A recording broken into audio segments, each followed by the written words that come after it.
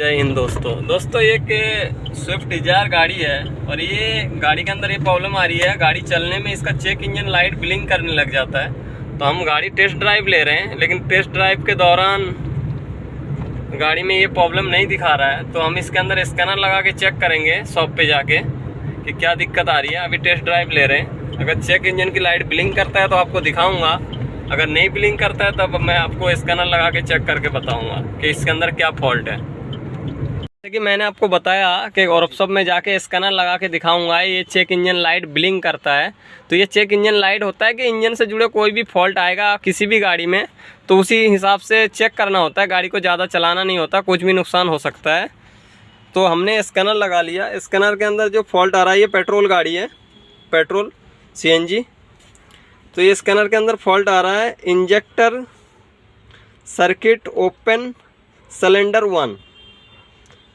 तो 1 नंबर का injector cylinder 1 दिखा रहा है कि तो मैं देखूंगा 1 नंबर की इंजेक्टर में क्या दिक्कत है। सर्किट ओपन दिखा रहा है। सर्किट ओपन का मतलब होता है कपलर निकला हुआ हो सकता है या वायर टूटी हुई हो सकती है। तो मैं जाऊंगा अब गाड़ी के बाहर और मैं दिखाऊंगा आपको।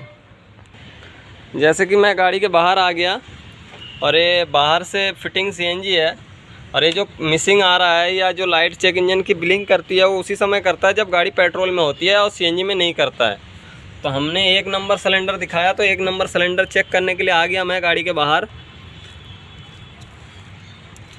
देख सकते हो इंजेक्टर का एक वायर टूटी हुई है। मैं आपको निकाल के दिखा देता हूँ। देख सकते हो इंजेक्टर में 2 वायर होता है, एक टूटी हुई है इसका, इस वजह से ये प्रॉब्लम आ रही है। देख सकते हो दूसरी वायर ये है, ये दिखाई दे रहा होगा। ये वायर जोड़ने पे सही हो जाएगी इसका मिसिंग, और ये चेक इंजन की जो लाइट है जो ब्लिंक करती है वो भी सही हो जाएगी। तो देखता हूँ ये कपलर मिल जाता है तो ठीक है, नहीं तो इसी को रिपेयर करूँगा मैं और इससे गाड़ी सॉल्व हो जाएगी प्रॉब्लम।